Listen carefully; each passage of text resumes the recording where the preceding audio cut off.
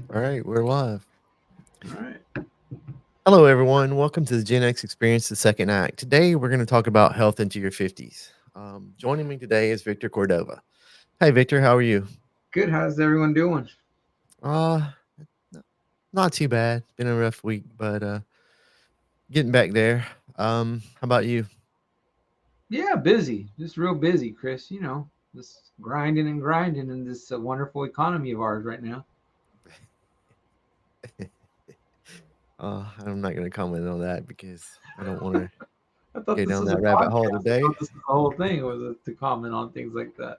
Yeah, well, I didn't want to talk about your president, so um, Mmm.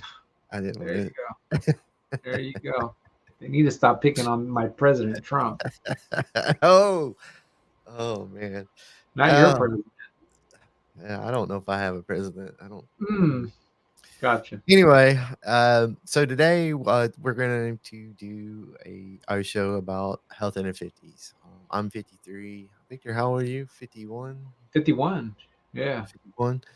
Okay, so I got you by a couple of years. And the reason I'm doing it is I had basically let myself get out of shape and just to the point where I got up to 208 pounds and I'm 5'9", and that's just not good. I just started feeling I actually started feeling old for the first time, probably in my about I'm 51, actually your age, and I just kinda Mm-hmm. let it slide, and I don't know, and I didn't go to the doctor, um, because I really don't wanna get on drugs, but I did and started seeing my blood work, and it was just kind of a wake-up call to Mm-hmm. get going. What about you? Do you have any health issues or any No, kind of that's right now. I'm a bit surprised because I'm not really that diligent about my health, and I haven't had my checkup though in about a year, so I know I'm due to go back. But the last time they did my blood work and everything else, everything was fine. But um, yeah, I would agree. I think that yeah, I hit 50, 51. It just I don't know, your stamina kind of goes away, and you're kind of fighting to do the things that you used to do before, and I'm pretty active. I like to play a lot of volleyball and things of that nature, and just all around be active, do things around the house. And man, I'm telling you, once I hit 50, boy, it just really slowed down for me. So that's interesting because mine was probably 48 or 49 when I kinda and, we used to play volleyball together, and I had a problem with my toes, and I would I had a problem hmm with because they're so long and, stepping on them or bending them over, and you just hmm it wasn't worth it because it was just they hurt all the time, and if I jammed, like, a finger or something, it took forever to get better. hmm But, yeah, with you but I have to say, now since I started losing weight and I'm getting back I mean, I know I'm not, like, in my 20s, but actually I don't, hmm um I'm starting to feel actually, I'm starting to gain a little bit of muscle working out and which I didn't even think was possible in your 50s, so hmm I don't know if it's age or just the amount activity, but, it's kinda interesting. You say you are active, and I just let myself get pretty much hmm inactive altogether. I mean, hardly nothing, just going out in the shop, maybe splitting some wood, but no cardio. But hmm in the past so I went to the doctor, I think in September, like the end of September, like the 28th or something. I weighed like 208 pounds and I knew going in there it was time to change, but I wanted to go get a baseline and see where it was because I knew my cholesterol was going to be high and it was like hmm 290, 280, 290, something like that. hmm And my liver levels from drinking too much beer were like 88. Um, can't remember what else I had. My AC1 was like 6.0, which is pre-diabetic. I think your at normal is like 5.6 or 5.8. hmm Um, but we got our mountain bikes and we started mountain biking again, and I got to like I feel like I can. Of course, we're riding electric bikes, not like the regular, the old ones, but you can hmm still ride pretty hard. And I think I've got I was getting my cardio back up. My resting heart rate went from like 65 to about 48 or 49, hmm um, which I don't know, man. That's the other thing about doctors. First, it was like, well, I don't know. They didn't really complain about 65 or 68, whatever it was. but they're complaining about everything else. "Oh, you need to do this." And so now after a month or 2, my resting heart rate, my blood pressure went way Mhm. low. And now they're like, "Oh, well, we gotta watch it because you might be too low." And I'm like, "Oh my god." I mean, like, there's no winning. Like, what am I supposed to do? Like, you just want me on some drugs, right? And that's Yeah, kinda like you're just not generating money for them. That's the thing, you know. You yeah, got to and do one or the other, you know. You got to do one or the other for them.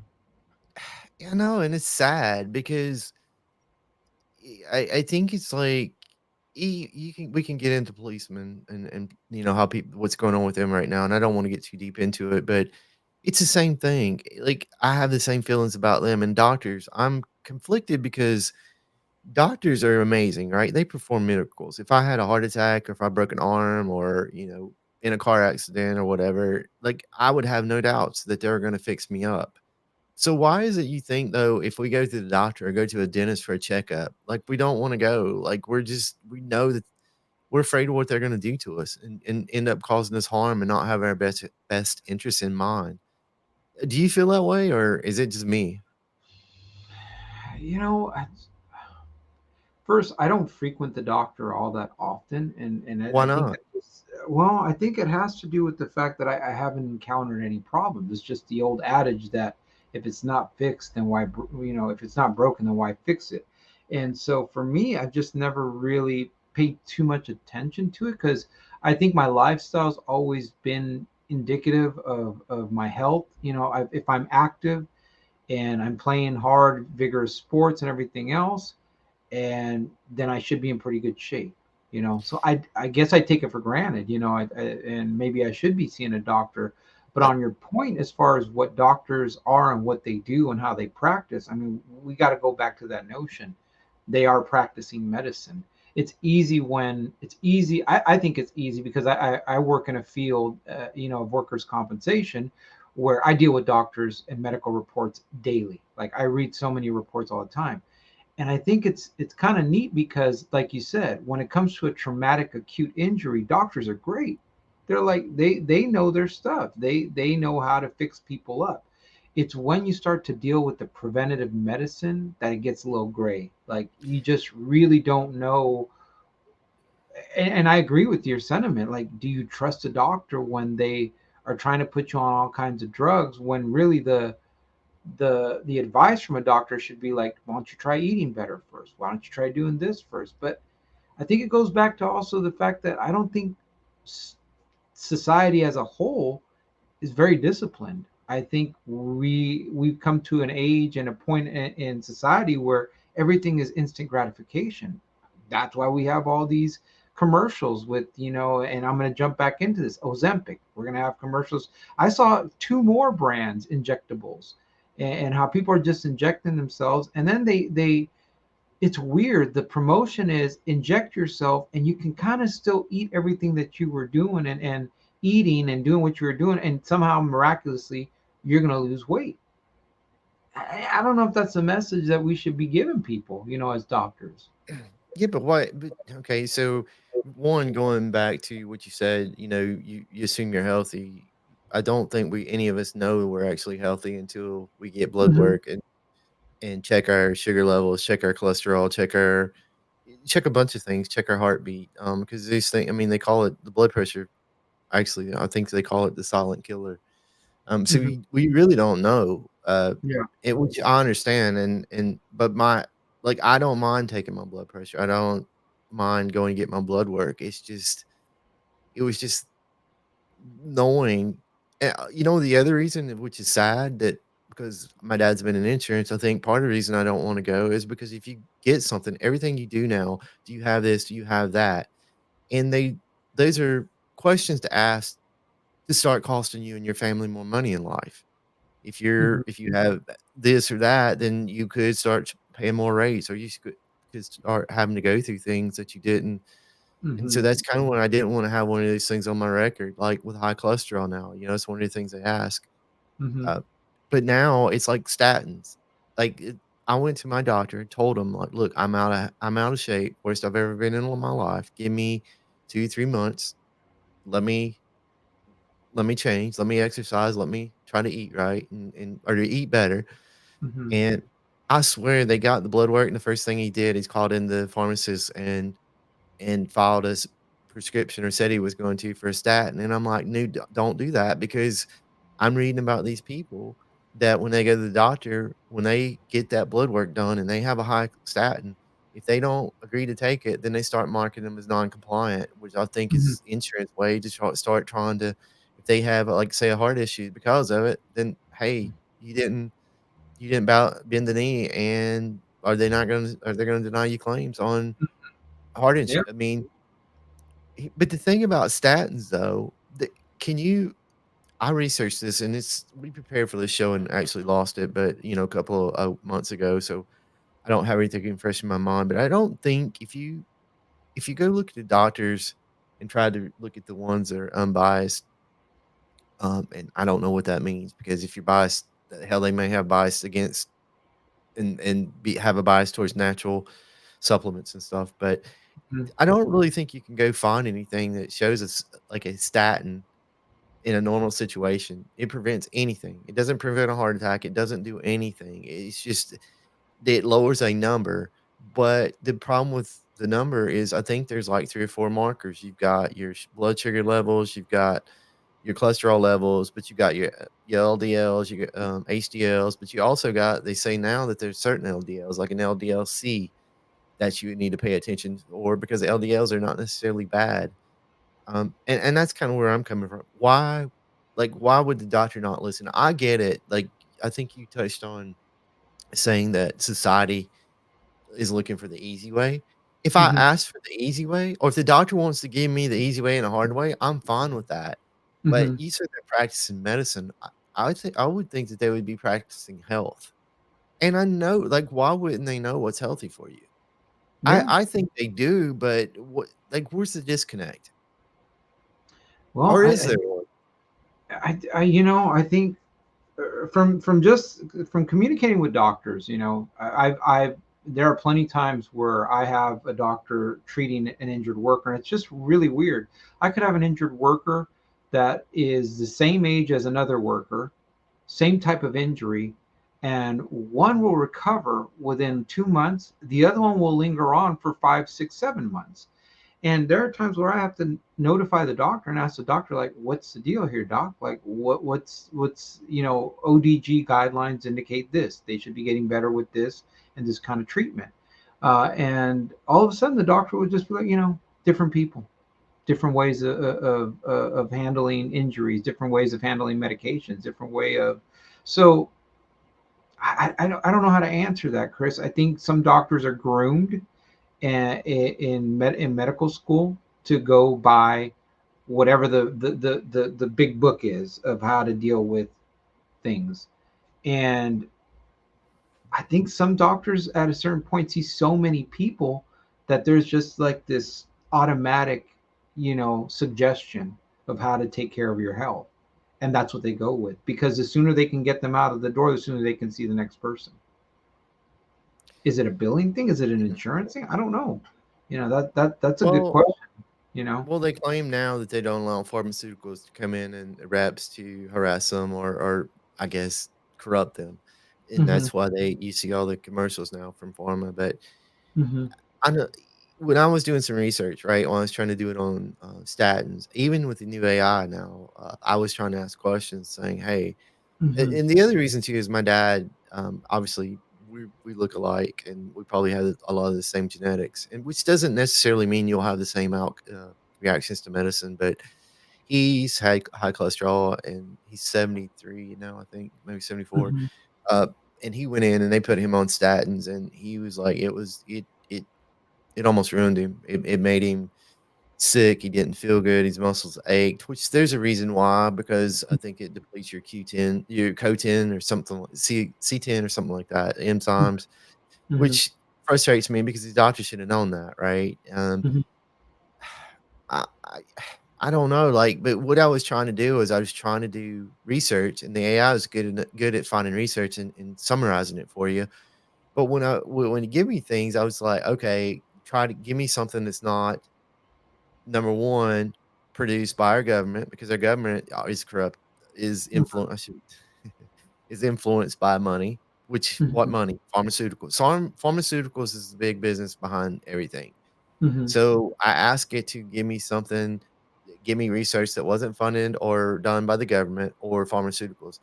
And I don't know that I ever found anything. And so are the pharmaceuticals funding the research that's going into the books that are being learned by doctors? I mean, and they you know, because here's the thing, like, I don't wanna sit on here and bash a doctor. I don't wanna just like we were talking about the police officers, and I wanna touch on that a little bit. You Mhm. got now we're so divided and we're so tribalistic, we can't even have the real conversations that we need to be having. It's either defund the police or thin blue line, right? Support them at all Mhm. costs. And both of them are horrible. Like Mhm. if you're on either one of those, you're just as equally guilty and as bad as the problems we're having right now. Because defund the police is the ignorance thing that we have to as society, we have to have rules and they have to be enforced. Mhm. However, the thin blue line where you just turn a blind eye for anything and say and every time, you know, a crim or somebody gets I don't know, a dirty cop does something or a bad cop does something, oh, well, you know, the person deserved it. I've been watching videos where literally one of the ones I had to stop watching them because I was getting so frustrated and mad at the police. I think one was a guy that they pulled over and he was sitting in a parking lot and he just didn't want to talk to him. And then they could determine he didn't have a license and then they just kind of gaslit him to where and escalated him to where he just had enough and he took off running from him. So then they, you know, obviously then they call in. I think they live for it, honestly, some of them for the Yeah. adrenaline. And Yeah. they ended up killing him. Now, how there is no way you can justify killing a human being for an expired license. Who really cares? I mean, but who really cares? We go back to the government because it's a freaking revenue thing. It's about Yeah. money for them. And Yeah. so what I'm getting at is we need to look at police officers and understand and I'll give you the scenario. If your home was broken into and you call 911, right? You're in an accident or you're in a terrorist situation, you're gonna you're gonna turn to the cops and you're gonna trust them with your lives and we're gonna be so appreciative that they show up. Yeah. However, for simple traffic cops or just for their when they're patrolling, harassing people for no reason and making up stuff and just saying just to see and then they're trying to trip them up and get them into something to end them up to so they end up in handcuffs or something like that. It's not Mhm. okay. So what do we do? And so that's sort of the same thing I say with doctors. I think maybe on a traumatic experience like a broken arm, heart attack, you know, surgery and all these things, there's money, right? And then also there's a little bit of the adrenaline. It's not really sexy or exciting to go in and look at somebody's ears or down their throat or sitting there and just saying, "Oh, well, Mhm. I don't see anything, just eat better." Does it I mean, is the complex that possibly they have that they're not feel like they're kinda telling you what to do or it's not exciting, or is it they're not making enough money off that $150 visit and they need to get you hooked on this drug because that's usually gonna lead like statins, right? Mhm. We can't say that they really fix anything other than lower a number that we don't know actually because, you know, you look at the doctors that are questioning, it's like, okay, we got people having heart attacks and strokes with low cholesterol. So if Mhm. the cholesterol number had anything to do with it, how's that happening? Um, Yeah. I think you've hit on a really complicated a subject when it comes to healthcare, especially. I mean, I know we're kind of veering off of health in your 50s, but I think you've hit upon well, a really complicated situation where it comes, and I thought about this the other day as well.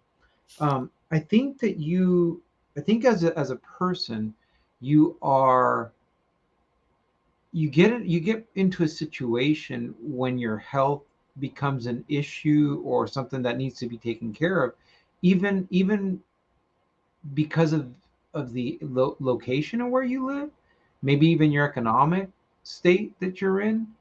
Because I mean, how many times do you hear like someone that has a pretty good job and they love their doctor? Like, oh, I love my doctor. My doctor listens to me. I have really good conversations with my doctor.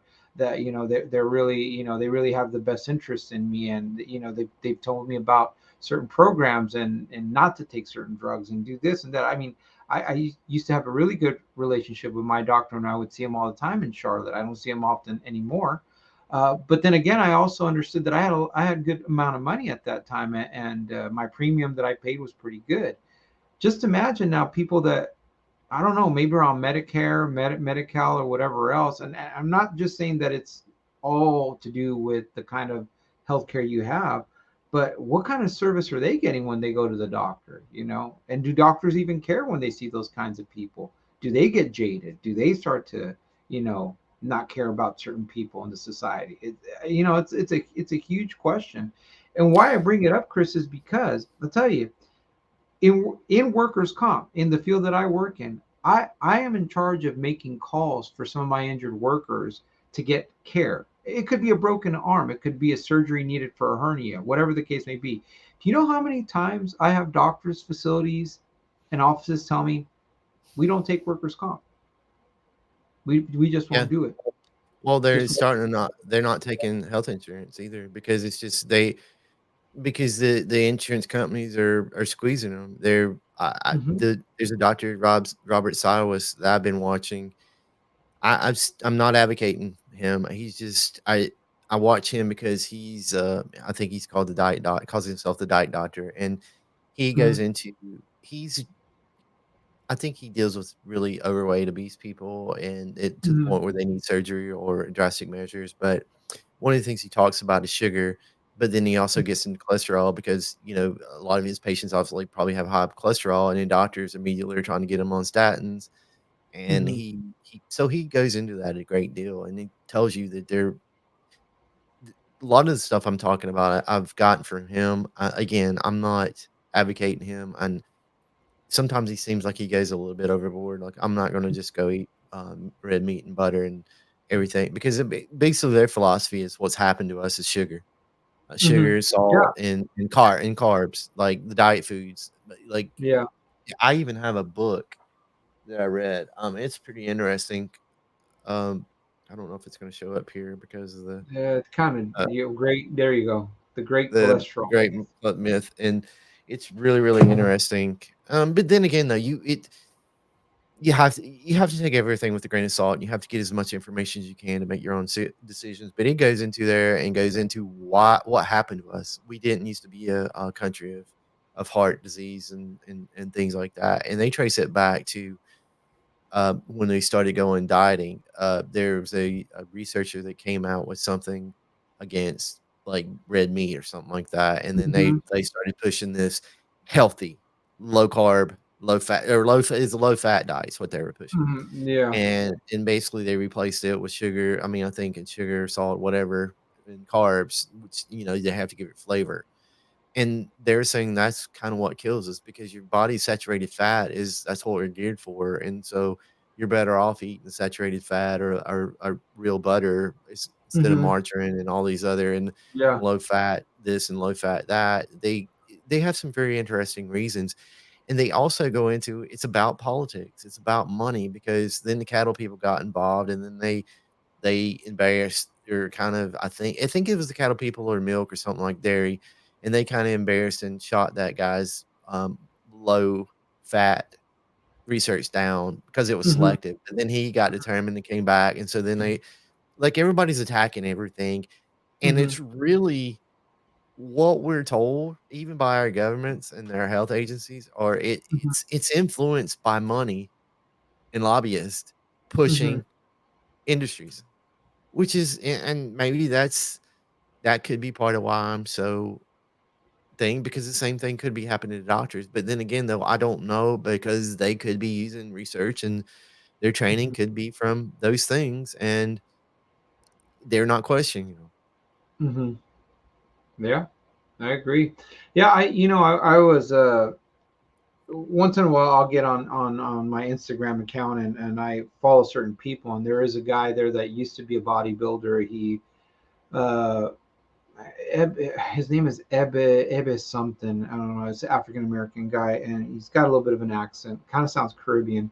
But he immediately, like, they don't even let him film in the stores anymore because his favorite motto is when he grabs processed food, or he'll even grab food it'll be like chicken, pre-marinated chicken, and Yeah. he goes, look at the ingredients, and when he looks at it, he goes, sugar, fructose, Yeah. food coloring, this and that, and Sure. he goes, and this is supposed to be healthy chicken, and this says, And he goes, and then the advertising on the package is 100% protein, and he goes, well, we all know it's protein. Why do we have to advertise it as 100% protein? And his favorite motto is, this is shit. That's how he Yeah, calls the food. This is shit. And yeah, what I found interesting about him, and why I even bring this up, is that he really simplifies it really well. And I think he's like in his 50s too. Like I think he's like 55 and in great shape. But he mhm, simplifies it so much to say, like, if you want protein, right? If you work out and you want protein, eat eggs. Like that's like the best thing. Stop buying these, like, supplements and all this other stuff, that it doesn't really make any sense, because you got so much sugar that and other chemicals that your body won't even take all the advertised protein that you're supposed to be getting per serving. So why do all yeah. this? Why not just stick to simple food? Broccolis and cauliflowers, and it's a little boring. I get it. Not It's I, not. If your life well, depends on it, it. it is. It is in a sense for like a 20-something-year-old that's Oh, out there, yeah. going out and eating and and fine dining and whatever the case may be. And I think it comes to this point, Chris. It's an age thing. We know as we hit 50, we're on the downward slide. And so we're trying to do everything we can to maintain a good lifestyle and still be active and still be able to do things in our lives without the pain involved with some of these things, especially exercising, playing sports a whole bit. A 20-year-old takes it for granted. They Yeah, take their diet for granted. They take everything else for granted. And so I think it's an age thing. I think when you hit a certain age, I think you become a little bit more suspect about things that you're putting into your body. And I'll take it even one step further. Our bodies, I mean, it's just a machine. Really, this is what it is. Our bodies are a machine, just like a car, or just like any other thing. And if you treat your car or anything else, and you put the wrong fuel in it, you're gonna have issues. It's yeah, just gonna happen. And we're kind of the same way. And if you simplify it that way, what you put into your body, especially at our age, it's gonna have real big impact on the way you live your life. And I'll tell you the number one thing, and I said this on the last show that we had. I am really trying hard. It's very hard for me, but I'm really trying hard not to eat sugar. As much as possible, I try not to eat sugar. I don't even take creamers in the morning with my coffee anymore. That's how much I try to stay away from it now. I mess up, but I think that even the little bit that I'm doing right now on trying to avoid sugar is huge. I think it's huge. what about, I mean, the caffeine? I mean, some are now it goes back to the eggs you said, because, Hmm. you couldn't eat the egg yolks, you had to eat the egg whites. Yeah. Now, all of the yolks are fine. I mean, well, what is it? Like, I just, like, how are they making definitive statements, things like that? And then you're going back to creamer. Well, I think Hmm. and I know they're like clickbait captions, but caffeine is killing you. Um, Hmm. like, smoking now. People quit smoking, they Hmm. went to vaping, but if you go listen to like a doc, it's not what's killing you is the nicotine. The nicotine is Hmm. a really bad harmful drug to your body. I haven't Yeah. really researched into it, but like I guess it's kind of what I'm saying. If you're smoking or vaping, what does it matter if the really problem is the nicotine? Hmm. Like, Yeah. why are people die getting in onto, and yeah, I get what you're saying with the young, but honestly, where do you get hooked on sugar? I mean, we don't have children, but I look at it. I mean, all they do is eat the juice box this, juice box that, little Hmm. everything they eat's got sugar in it. So Yeah. how if parents are give starting their kids with sugar at from birth, Yeah. I mean, you're Trained. are the parents to blame or But here's another thing too, Chris. Food. I've learned this too about food. To eat healthy, you would think, if you're simplifying your way of life, and you simplify your foods, you would think that it'd be cheaper, and it's not. It's not cheaper. If you want to eat good grade meat, if you want to eat good grade vegetables, if you want to eat the right things, it's yeah. not a cheap thing to do. It's just not. Yeah, It's just okay, so but much it just cheaper to go with GMO processed food in bulk. And how many people have families where they're at a poverty level trying to get through and just put yeah. calories in their body? It's tough. It's a tough thing. Well, but I don't think we can. I don't think anybody's gonna mistake sodas or juice boxes and high sugar No, no, fruit no, juices not, for yeah, no, necessity, but is that not what a lot of kids are on? Why yeah, not but I give mean, them water? Why but not it start them off starts, on water? but even starts with the healthy food that the Oh, parents hell even take yeah. to their kids. Macaroni and cheese. It's That's processed. not We're guilty of it too. We give Paulina sometimes. That's my 2 year old for anyone yeah, out there. But we give Paulina macaroni and cheese. And why do we do that? Because if she doesn't get it, she cries.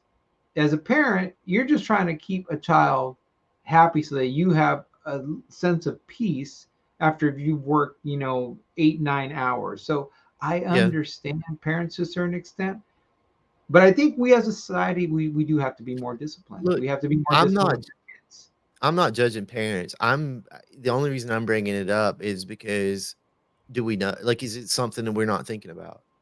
If we just got I mean, how did they go like, parents used to didn't have microwaves and all these other things, and then they didn't have I mean, we can go back, they probably didn't have refrigerators and things like that, so you had to make everything from scratch. I mean, what did they do? I mean, they probably had jerky or things like that.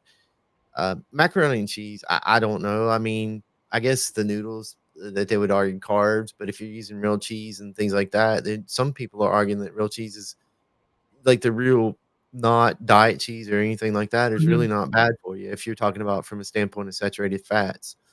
Yeah, but no, So I'm talking about your run of the mill macaroni and cheese out of a box. oh, yeah, yeah. Probably anything out of the box is probably not good for Not you. good, not good. But I that's get it. that's a good point that you brought up too, though. I mean, let's think about this. Back in the day, and I'm saying back when I was probably like in my teens or whatever. Part of the ongoing function of the household a lot of times was let's prepare good food, let's cook, let's really get to the essence of it. And sometimes cooking a good meal could take 3 hours, 4 hours out of the day. And this is the main homemaker, my mom or whoever it was that was cooking. That's what Yeah. it took. You learn to eat good food. But we live in a society now where everything is so fast.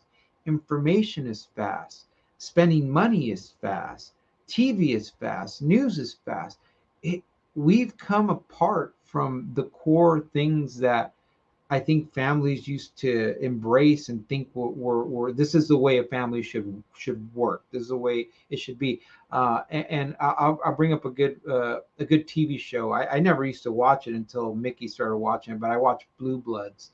And Blue Bloods, it's kind of funny. Every Sunday, that family still gets together after whatever church, whatever it is they do, and they break bread all together. And they're still having that.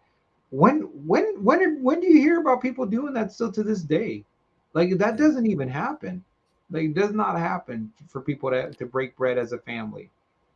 That's interesting because in I wanna be careful here because I don't wanna put roles on anybody, but it Hmm. almost sounds like a problem started when we started getting away from because used to back when we're talking about you had one partner working and one partner at home taking care Hmm. of the food, taking care of the kids, taking care of the house. So then you had time, but society for I understand the reasons, but I honestly I don't feel like we're better off before it have pushed to where they want both parents working. So now that's why everything has to get fast, right? Because you've Hmm. taken away a role for somebody that was there to take care of the family, to take charge of all this, where they had the time, now they don't have the time.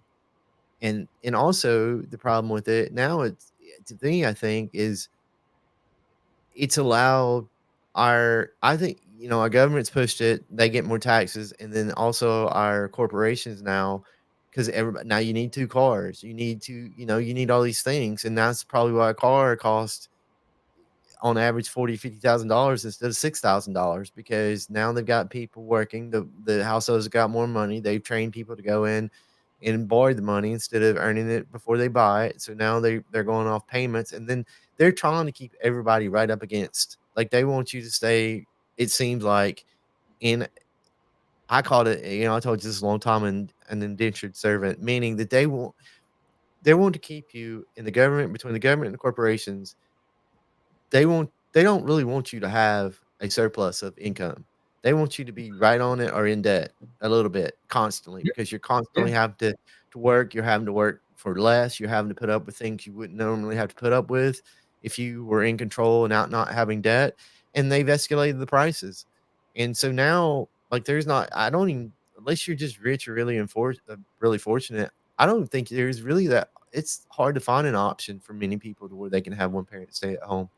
I would my guess would be because how could you afford a house now? A house that probably should cost 80, $100,000 is $300,000 here. I couldn't imagine in California or New York, or some of I those freaking cities. Yeah, and I think it just this all goes to this. I think it all goes to this point, and it's funny how it all cycles back. Your health, your food that you eat, everything else. It just comes to greed. It comes to corporations and government greed. And like you said, I think you said it the best. They are trying to keep society at the edge of either barely maintaining or being a little bit in debt. Why? Because they have control over you. They think there's not You're going to be chaos with They're making with their profit off of you. yeah. Yeah, And as long as it's they line their pockets, as long as their investors are happy, as long as everything else, then they're going to continue to do it. And as a and I don't know about other countries, but I know as Americans, they'll continue to do it. They'll continue to do what they feel is the status quo until they why? can't do it anymore. You It's know because we have been fed that, in this country, this is a country of opportunity, this is the best country, and I have no doubts that it is. But I'm just not for continuously being poked, probed, and taken away from by a country to where you start to think to yourself. I've thought about this often, Chris. Like, why do I keep running through this rat race? Like, and mind you, I moved away from California and I'm in North Carolina. But I ask myself every day, like, is this really what your life is supposed to be? Like, are you supposed to be constantly working to make ends meet so you can just do it again the next day? And God forbid you have to do something on the weekend and make extra money, because there goes more time off of you. And I don't know. I think you hit a good point. I think that this is devised. I think this is a system systematically put in place to keep people at bay so that they can continue to. It's like you keep milking the cow. Well, I don't know how much yeah, milk is going to be left with people. I don't know how much more they can milk people right now.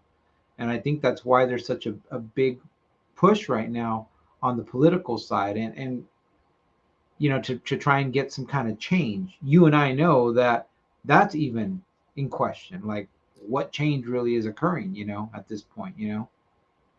first, I'm just sitting here thinking, instead of making America great, it should be making citizens great again. A- And Mm-hmm. and and we should be a people first society, not a corporation first or government first society. Mm-hmm. And I used to think there's a fine line because I used to appreciate, I think it was John Kennedy or something. Ask not what your country can do for you, but for what you can do for your country. Mm-hmm. Yeah. Um, I don't agree with that anymore now, sitting here thinking about it, because that's the mindset that I don't want to go that deep into it, but basically, you've had people in this country that's controlled and manipulated and profited off people since the Mm-hmm. start of the country. Mm-hmm. There's a big topic where it's just focused on a certain segment of people, which is fair and it deserves to be. I mean, it somewhat deserves to be, but really, they've taken that a step further, and it's kind of frustrating because I think that they've figured out how to include everybody, almost everybody in it. No, I'm Mm-hmm. sure that Yeah. you can't paint everybody with the same brush, but for the most part, everybody's going to the 9 to 5. They're in the rat race. It's interesting if you go think of a movie like The Matrix, how it's almost like they nailed it, like what we're Yeah. talking about. I mean, Oh yeah. I I had this conversation with my dad the other day where we were talking about other things, and it was more on religion, but we're our argument, which I don't want to get into religion here, but it's like, what is religion? And religion is a way to me that they started all this. But, people got tired of it and saw through it, and they couldn't it ran its course, so now they've gotten into politics, and it's still to do it, but it's definitely interesting. I think, we're at 39 minutes here, so let's get into back into the health and, I don't know, I'd like to so are you doing anything so you said you're 51, and are you in the health that you wanna be in, or Oh, that's a huge negative right now. That's a huge negative. I'm better than where I was. I started out about almost a month ago. I weighed myself, not at my worst weight. And I'll be honest, I think I weighed in at about 218, almost 219 pounds. Right yeah, now, I'm at about 207. mhm, Um, but it has been really doing some drastic things to even get to where I'm at, which includes cutting out at least 75% of the sugar. And it's hard because a lot of this food that you think is healthy. The other day I grabbed like a peanut butter cracker kind of thing and I thought, oh, this is good because typically I grab a Twinkie or a Zinger or something like that and oh, that's my snack, right?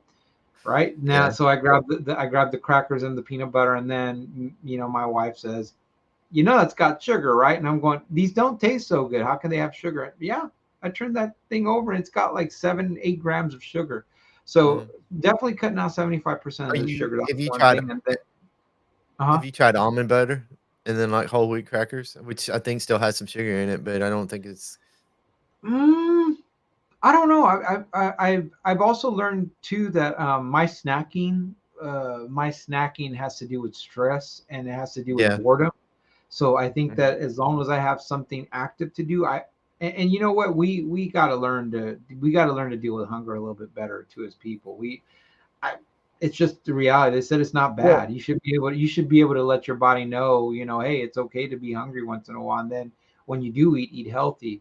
So that's another thing that I'm working on, just making sure that I'm listening to my body, but also not reacting to it right away. Like, you know, yeah, and you should then the only watch other thing too is intermittent fasting. I've been doing that, Chris. They said it's really good for us at our age. So I've done some studies on it, and I'm like, okay, well, we'll give it a try and see what goes on with that. But that's that's what I've been doing.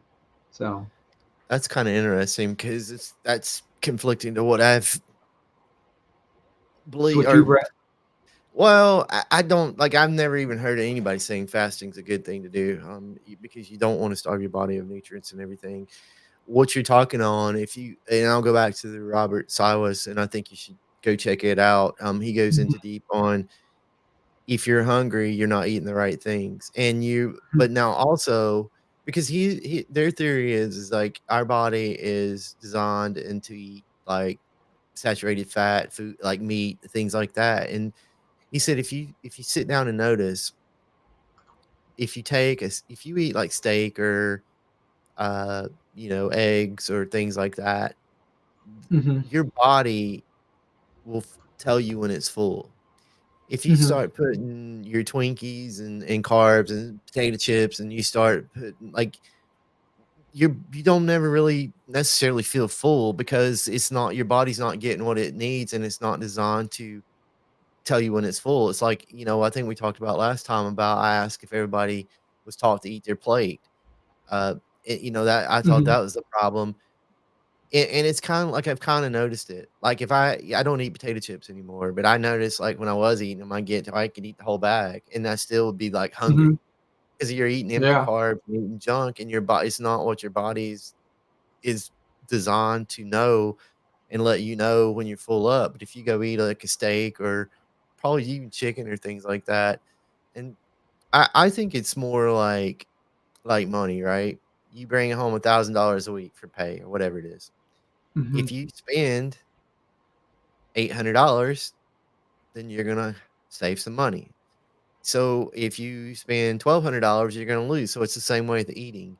If you're supposed mhm. to, I think I don't. Do you know what your your break even I mean, I'm sorry, your break even calorie uh, for a day is?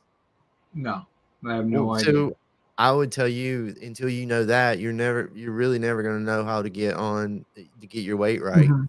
Yeah. And when you start doing to me, like, fasting and anything like that is kinda like a fad, it's kinda like a diet, and Mhm, nobody that I know of can stick to a diet. It's about habits and changes, so, for mhm, example, I am like, so they're not anti-carbs. They even have process where they're just carnivores, what they call it. I don't necessarily agree with that because of my cholesterol, Mhm, and I don't want to take a risk on it.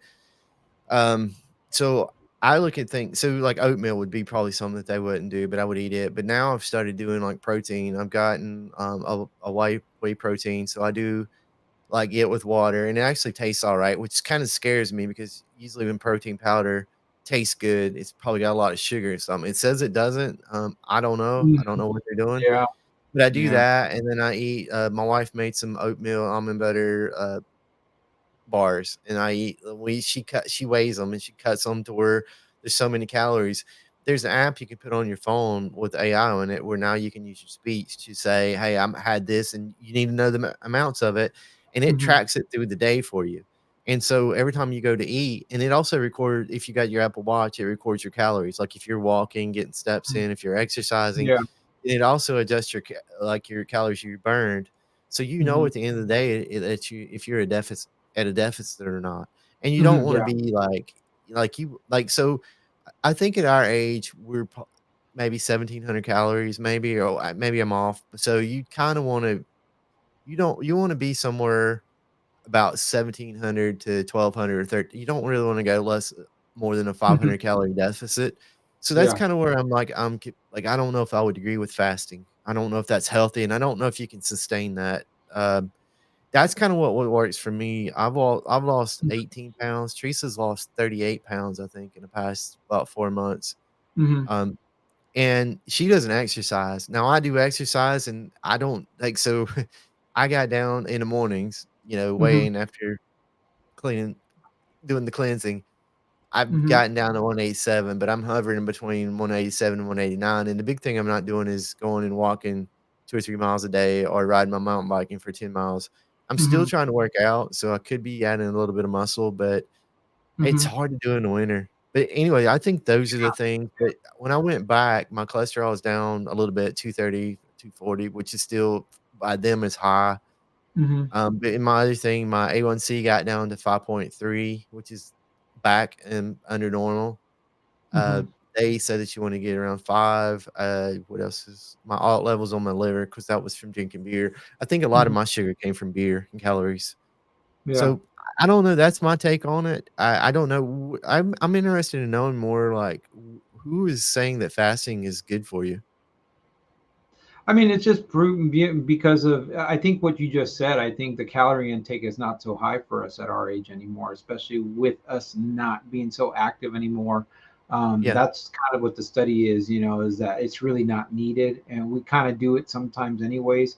The problem with fasting, and I'll be honest with you too on this, and what I've learned is as soon as you break your fast, and this is yeah, something they harp on, is when you break your fast, you got to be able to break it eating healthy food so that you yeah, don't feel hungry, like you said. Like, you can eat quality food to where the fasting is not really that big a deal. But as soon as most people break their fast, and I've noticed it, like immediately after I break my fast, I'm like, I want a bowl of spaghetti. Like, I want yeah. pasta in my body. Like, I want this and that. And they always say that your body knows what it wants and what it's craving and what it needs, but you have to discipline yourself to eat the right kind of carbs. You got to discipline yourself to eat the right kinds of meats, the right kinds S of whatever. So, so is it fasting, or are they just telling you not to give in to your cravings?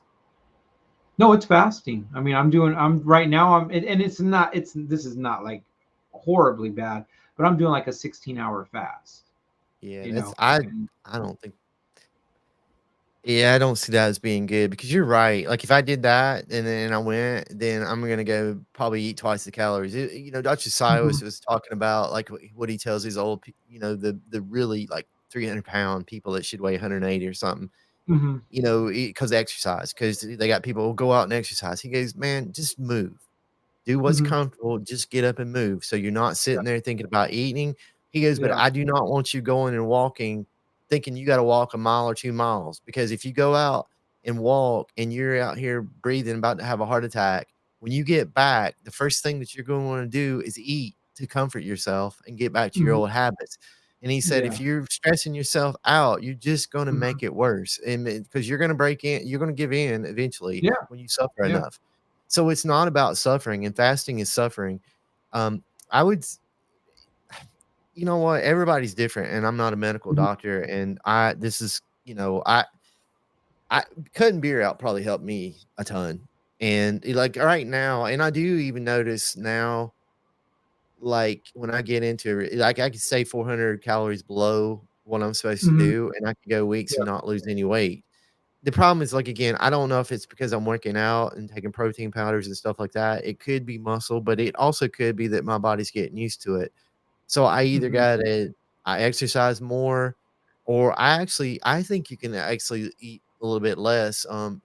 It's funny, the other day I kinda picked up 2 pounds, but I think it's really I'm gotten to the whole point where, like, if I just eat a little bit too much before I have time to go to the bathroom and get it all out, I think it's the food I'm eating is mhm, measuring in there. But then, like, we went to, Teresa's mom's funeral, and all mhm. they did is have food, and none of it was good. And they had pizza, and they had cheesecake, and I'm like, "Oh, man." They just sit there in front of me for 3 hours.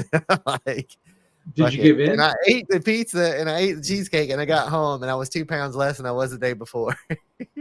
So, there's probably something going on with the scales, but the point I'm trying to make at is I think even that you I don't even think you could go and eat 13 to 1,400 calories normally and just stay at that because your body will adapt to it. I think you've gotta Yeah, go and give it like it's what it needs, but you've yeah, gotta do it with, like you said, good stuff. Like, I yeah, thi I'm dealing with cholesterol, which I don't know, but, like, you if you wanna eat a steak, go eat a steak, right?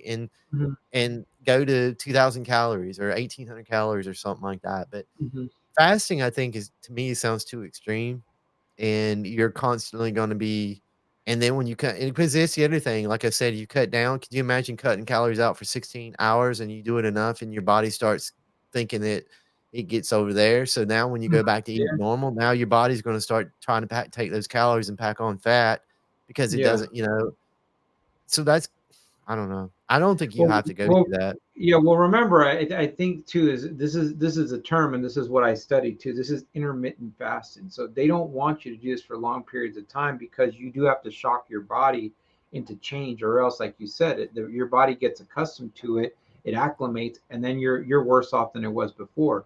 So I've done like this, like I did a no sugar thing for 4 or 5 days straight, Yeah. and then That's good. I did intermittent fasting for 5 days, and then I take a break, and then it's like normal again, and then I eat. It's just shocking your body. Unfortunately, that's what has to happen is you got to shock your body a little bit so that it doesn't get used to the routine, and then you're still shedding, shedding weight and whatever. So that's kind of worked for me. That's what I've been doing. I So I go back to though, you have like you said, it's fuel go back to your fuel analogy. hmm Like, it's gonna burn what it needs, and if you got a bad carburetor and putting too much in it, it's just gonna flood and all these other things. So your calories, so whatever if you find what your break even point is, right? If it's yeah, 1,800 calories, if you're eating 1,500 calories or 1,400 calories, yeah, then you're at a deficit. Now the problem that you have to fight is if your metabolism so you can do it that way. hmm I've watched Teresa. Teresa's not even exercising, and hmm 38 pounds for her in 4 months, I think is a lot, that's a lot. and Yeah, she it is a eats lot. I mean, but she's got her little pad out, man, and her phone out, and I don't care if she takes a hmm piece of coconut out of the freaking coconut package. hmm Yeah. She goes and figures out what it is, and it's like saving money, man, or you're Yeah. taking doing Yeah, yeah, yeah. finances, Oh, yeah. and Yeah. I don't know, you gotta do what works for you, but I would be careful with the fasting part Yeah. 'cause Yeah. and I'm not talking to you, I'm really talking to everybody out there. Mhm. Maybe 'cause I don't even think, like, listening to, like, the Dr. Sawis and all those who talking about people that are, like, hundreds and hundreds of pounds overweight, I Mhm. don't even think that's recommended for them. Now, but I would say, like, you've got to if like you said, like, if you're stress eating, and I know what you're talking about because that's what happens to me with beer. Like, I go through the day, my mind starts and it's hard to shut it off at any point in time, especially of the evenings. And what's the easiest way for me to shut it off was to go, "Oh, okay, I want a beer," and go sit Mhm. outside and drink beer. Number 1, I'm just not doing around a computer or something or thinking Hmm. about doing something. And number Yeah. 2, when you start getting like a little buzz after 2, you're like, "Ah, now you don't think." And your mind's finally starting to relax. And then it's like, "Well, fuck, And man." God forbid if Chris ain't thinking, because God, Yeah. this shit really I goes bad. Yeah, but then I get towards 3 and 4, and then you really feel good. And it's like, "Oh, yeah." And then you're but it's just it just takes a toll on your body and all the calories. I mean, you take 4 Blue Moons, that's what shit, that's over 700 calories in just Yeah, if you you just did ate 4. lunch. You ate Huh? lunch. Well, You that's the ate good thing lunch. about exercising and doing the calorie thing I'm talking about because, like, I went home, weekend before last, and my dad, he wanted to go out to eat, and I think he usually when I come in, he doesn't drink that much, but when I come in, it's an excuse to go out and get a beer, and he's like, "Man, let's go down here to the depot and get us a drink." I said, "Dad, I'd love to go to the depot for you, but I'm not, I don't want anything to drink." He goes, "Oh, you still?" I was like, "Yeah." I was like, I'm not saying I quit, but he goes, "Well, Mhm. one won't hurt." He goes, "You can do stuff in my." I said, "I understand." I said, "You're right, but one, like, I don't wanna I'm not trying to come across as an alcoholic, but it's one can No, easily turn no, into 2. not not at all, not at all. So, it's like 1 can easily turn into 2, and 2 can turn into 3, and then but now the other part I think about is I go hop on a treadmill or something, and I've worked I'm jogging and running and, trying to get, do the hit thing where you kinda do Yeah. burst. And I'm 20 minutes and I've burned like 100 calories, and I'm like, "Shit, I didn't even burn almost a little bit more than a half a beer." So it's like, I don't wanna have to double that up. Yeah, I think if people really like modulated and like kind of justified eating with exercising, I think people would watch what they ate a little bit more. I I know don't they know. would, I do. Yeah, yeah, I think so. I So think when people figure this out, there was a thing on Instagram where this kid ate like a whole. What did he eat? He ate something weird. He ate like a whole cheesecake or some whole cake, and it was ugh, worth like think it was something like 2,400 calories or something really oh, ludicrous, right? I don't even think it's that bad. And he goes, now what I'm going to do is I'm just going to run until I lose 2,400 calories. That dude, I think he ran 10 miles, and then they asked him, he said, was the dessert worth it? He goes, it wasn't worth it. It wasn't worth 10 miles or whatever it was of burning cal. It just wasn't. It wasn't worth it for him. exactly. It's like and I am like, I know I am picky, but it's part of it is too is people didn't understand, like, it was like when I go out to eat or I'm eating something and for me to get off, like, whatever I eat that I know how many calories and stuff, it's gotta be worth it. Like, I'm not gonna go if I'm gonna eat dessert, I'm not gonna go fucking put a you said Twinkies or Ho-Hos, I'm probably not gonna put one of those in my mouth anymore. It's gonna be fucking cheesecake or, something Something that worth is it. just like, Yeah. "Oh god, yes." I mean, because I gotta because I know it's gotta come off, Yeah. Yeah. and I mean, I literally went shopping. I went to the store right before we got on this podcast, and I looked at yeah, a box. I think it was a box of zingers or something like that. And I just thought to myself, if I eat that, like, yeah. how much do I have to give up of my life to counteract that? I just didn't buy it. I'd rather got a tub of hummus and I'll just stick a carrot in it or something. And I don't know. It ain't worth it for me anymore. I just don't have that kind of time to I be doing I that. think we touched on this. I think we should, like, at the end of this or during this right here, put a marker on there and just I make like a weekly or biweekly thing on progress, Yeah. on health, and I'm talking about cholesterol because I'm a little bit torn, like, because I really wanna trust the doctors and everything, but I'm just the Hmm. more research I do of people on statins, and you're like, "Well, the age." Well, it's it's just they have horrible things. Like, some people, like, now after 10 years can't eat. They're saying that they can't get out of bed and stuff like that because it's affected their Ooh, joints and or they've yeah. gotten diabetes or just now they're in bad like, and then I'm thinking, "Okay, so now do I wanna get on something in 10 to 15 years that my body could be just completely destroyed where my quality because I've realized after this week with Teresa's mom passing away, Mhm. it's not about how many years you live, it's the quality in those years.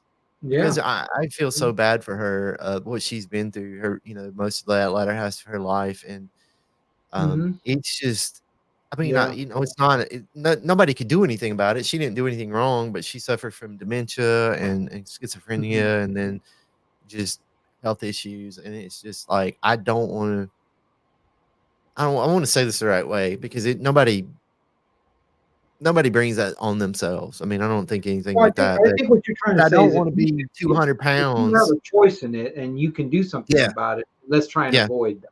Let's try and avoid that for Yeah. now. My fear is, like, if I keep staying at 200 pounds, and I should be at 100, well, I'm at 188 now, but I was at 208. So if I stayed there, probably chances are, even if I didn't have like cholesterol, or you're gonna have joint issues. You're at Yeah. 218. I don't know what your weight is. You may have perfect health, heart health your whole life. You're gonna have a joint issue. You're gonna have Yep. hips. You're gonna start you having to Yep. have your knees replaced, your ankles, feet. Yep. Something's gonna happen to you. Yep. And so I guess what I'm trying to say is, like I think what you said is, I'm gonna try to do my part. Now I can still do all this and have a heart attack, tomorrow or the next day. But then I got to thinking about it. Would you rather go down the road in 10 or 15 years and be in a wheelchair and have to rely on somebody and can't move, can't do anything, and you're just sitting there waiting to die? Or would you rather have a heart attack and it just be gone and it be quick? I Yeah. think I'd rather have a heart. I mean, and I'm not wishing myself a heart attack, but I think I'd rather be active and be able to have a quality of life and go out pretty instantaneously versus suffer through it. Yeah. I'd like to get into, so you're fasting. I'm watching calories. Now, the cool thing about what I've been doing, and maybe I need to go a little bit back. Once you start recording and you get like your routine down, unless you're changing foods, you kind of get, what to eat Mm-hmm. and how much to eat. Like, Yeah. I don't record mine that much anymore, because I kind of, Mm-hmm. I can feel by my stomach, like, Mm-hmm. because I start to feel bloated now if I Yeah. eat a little bit too much like that. Yeah. Are you walking? Are you still playing volleyball? Well, right now that it's been cold, no, I have that's one thing I haven't. But what I did start doing, because Mickey asked me this, my wife, she says, "Well, you should be exercising more," and she didn't even know. But I'm doing 20 minutes of pretty decent cardio. I'm doing like uh, mountain climbers. I'm doing a little bit of weight workout here with some dumbbells. I'm doing some push-ups. I'm doing just calisthenics type of stuff, but rigorous for 20 minutes. And this is right after I do like 10 minutes of meditation. So I have it down to a routine: 30 minutes, 10 minutes of meditation, 20 minutes of rigorous working out in the morning, and then I'm done. So I'm gonna see how this now, because the weight that I lost was just off the fasting and sugar. Now I'm implementing now a little bit of exercise. So now I want to see where it goes from this point on, just changing things up. Yeah, I think your key is, to get something that's not a diet. It's something that you can sustain. It's just a life Yeah, change that's not, you can't suffer, right? You gotta eat. You can't starve yeah, forever. That's just not gonna work. yeah. The meditation, I don't sit down and meditate, but what I have found is I try to get up now with at least once an hour and walk around the house or walk outside, or something, Mhm, just to. And then I think the way that I used to rationalize or make myself not do some of that stuff is always think about work, or think about, "Oh, I need to get this done," or "I need to go work on mhm, a race car and get it done," because that's something I'd rather do than go work out. So mhm. now I'm trying to make myself just go out in the shop and work out. I was gonna ask you about weight training, because I actually started weight training, and I've actually gained a little I'm surprised that I think I've gained some muscle. I don't know, maybe I haven't. But I've gotten stronger, and I can lift, not what I could when I was 20, but Mhm, it's getting stronger. I'm shocked. Now my fear is because I've read that having muscles, right? So I did start doing research. You can build muscles in your 50s and 60s, and they say the more that you build up in those years helps you later in 70s and 80s, if you're lucky, if you're fortunate enough to make it that far, because it gives you mhm. Yeah. more bone density. It makes you, more stable, less Mhm, susceptible to injury when you fall and things like that. I'm trying to figure out, like, how is too much though. I feel good. Like, I just, I'm not out here to become Arnold Schwarzenegger, but I never thought I'd be able to lift 200, bench press 200 pounds ever again. and Hmm. I think I can get up about 240 now after lifting for about 3 months. But do you is there a limit? Like, I don't hurt, and I'm afraid, like, I'm gonna overdo it and something's gonna snap. I mean, do you have have you done any research on that, or just keep Listen, going at it and here's my thing. As long as I can toss a volleyball up in front of me and hit it, that's all the weight that I need. I'm that's sure I'll true. probably have to do a little bit more. I guess it's what you need it for. I mean, are you gonna flip cars over or something, Chris? What are you doing this for? You know, I read they told me to you trying try to to say gain you're some gonna get rid of muscle, your and car jack or something or what? And you gonna well, they told me to flip your gain car up? muscle because they told me to Jesus. gain muscle because it improved my metabolism, and Hmm. so maybe I can eat more, and also, like I said, all the other things I've Well, said. then you do you, Dwayne Johnson. You do what you I got to do. don't You like know. doing it, man, it's a struggle, so I'm just like yeah. I don't know. No, yeah, The Rock. How is The Rock? Huh? I don't know. He's up How there. He's got to be our age. He's got to be our age. I just thought of something though. I thought it was kind of neat about talking about working and stuff. And this is kind of how I end off my side of the podcast. But because I told you, Chris, that besides the eating, I've also been struggling with just working too much. I never thought in my yeah, life that I would work as much as I am right now. And it's funny how I work for. It's a good corporation. Liberty Mutual is a good company, but mhm, I've never thought I would work this much, to be quite honest with you. And I've had a couple of my managers tell me, like, put in your hours, put in your 8 hours and get off. And I just yeah, keep asking myself, like, how do I do that? Because I have so much work left over. This thing came across again, my social media. It was like, these really inspirational things. And it said, the only people that remember you working for very long hours are your kids. They're the only ones. They're the only ones that remember it. Nobody else gives a shit. The company don't give a shit. Your spouse really doesn't give a shit, but your kids remember it, and that hit me hard. Like as soon as I saw that, I was like, I'm I'm gonna I'm not gonna work as much. I'm not gonna kill myself anymore. It's not worth it anymore. Are you So. sure you saw that on social media, or one of your best friends told you that they saw it on social media? No, no, you may have told me that, but I think I just saw it again like about a week ago or something like that, where it So you just probably flashed, yeah, I and I sent and I it to was you like, last time we "Holy." talked on the phone. Yeah, Yeah, but it's cool you see it, and it kinda hit me too, and then, it hit me it's so what hard, Chris. It really did. Like I could not. I just thought to myself, "Yeah, you're robbing." Like I'm literally robbing, and we don't have a lot of time, on this earth, but I'm literally robbing whatever little bit of time it is from my kids, because they're the ones that know. They're the ones that were like, Dad wasn't there. Dad worked, and great, that's responsible. But I yeah. think there's something to be said about overworking. I just, I don't know. Yeah, going to Teresa's, mom's funeral, she was 87, so Mhm.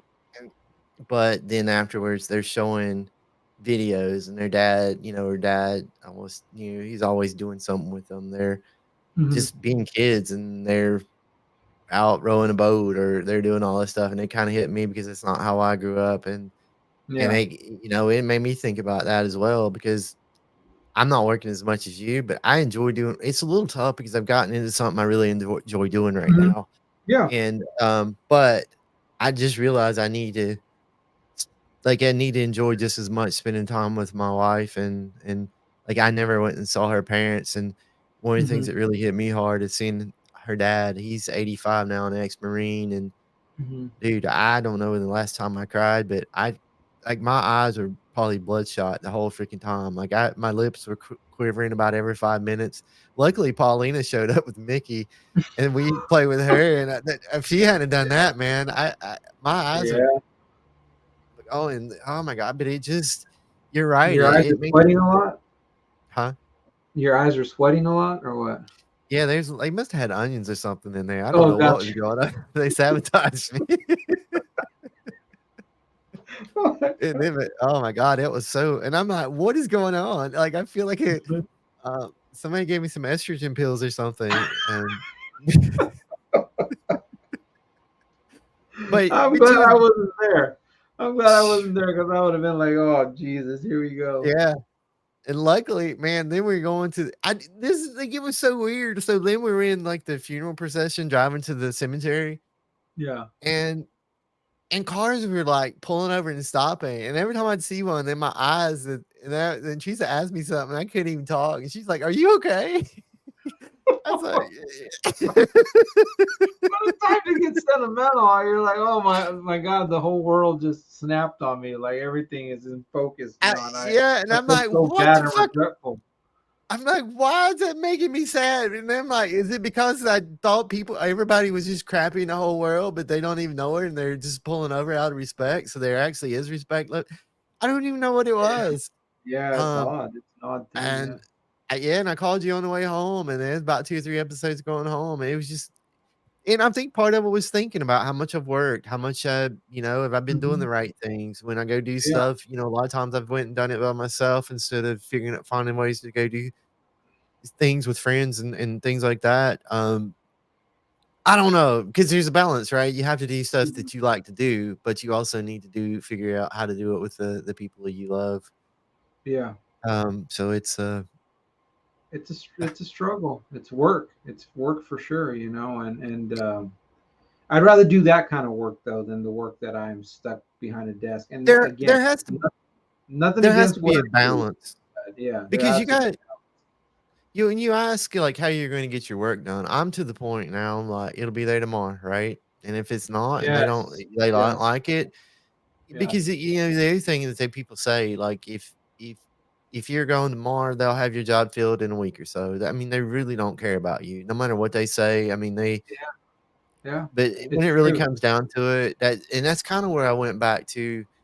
Maybe our motto, maybe not. It's not make America great anymore because making America great, it's making politicians great, corporations great, and everybody great.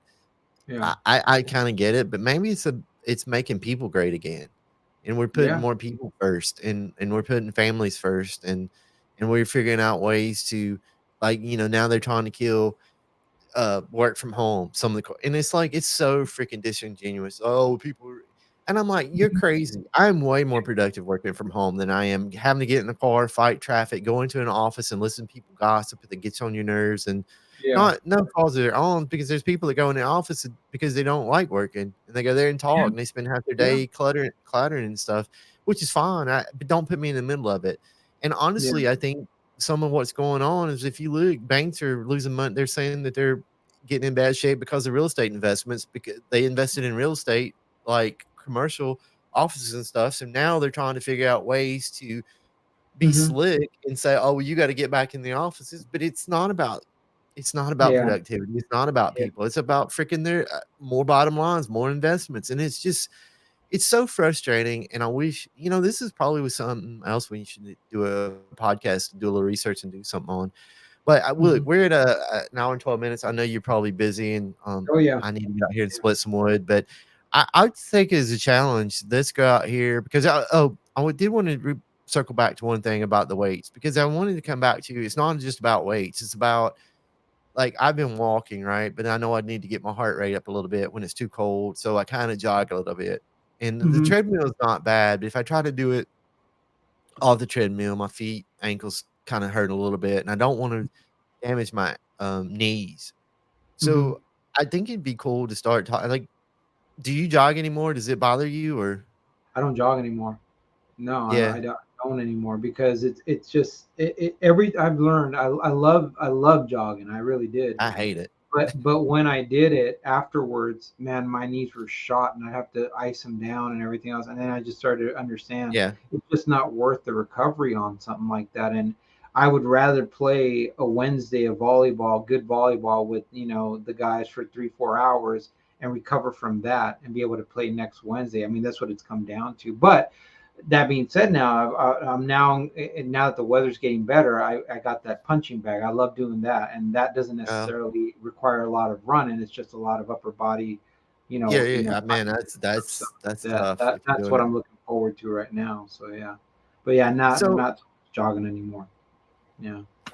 I guess the philosophy I'm taking right now is if anything hurts, then I can't just don't do it. I Yeah. mean, that's the only way I know to go about it because I wanna like, if it like, I was using talking to lifting weights, man, when your muscles actually start pumping up again and stuff like that, you actually it's like an adrenaline rush, man. I don't know if it's making you feel young again and you just get or testosterone's flowing or whatever, but I don't know. I just don't want to overdo it, and then I be don't like, either, man, and I really don't want to get cut. Like I see like real because I'm fearful of all the ladies that'll start to, and that'll choke yeah, me, and that'll that's what that'll I'm cause worried a lot about of for problems in Teresa. my marriage. So I don't need that Yeah, in my life. that's what I told Teresa, I'm okay with and the dad bod to a certain extent. I just need to be healthy. So that's all. the dad That's bod. all I'll say. Yeah. Well, in all seriousness, though, I think a lot of our men's health stem from weight we have around our stomachs, Yeah. and I think Yeah. the fat around our stomachs is what leads to a lot of our problems, and that's, like, Can I my just little go get liposuction then at that point and call it a hey, day? I want you to research that because I have thought about that as well. Because if I Oh could just get rid of shit. that the little part in the front, my rest of my fuel love, my Yeah. fuel tank, my love Yeah. machine, my love Yeah. machine fuel tank, my Yeah. dad muscles, of course, Yeah. I'm not a dad. Yeah. Um, yeah, if I could do that, I'd be golden. Oh yeah, for sure. Why don't you do some For research on sure. that? Alright, well, All thank you, right. Man. Victor. I'm going to wrap it up now. I really appreciate it, and we'll pick this back up next week. Yeah, we'll circle back. All right, Chris.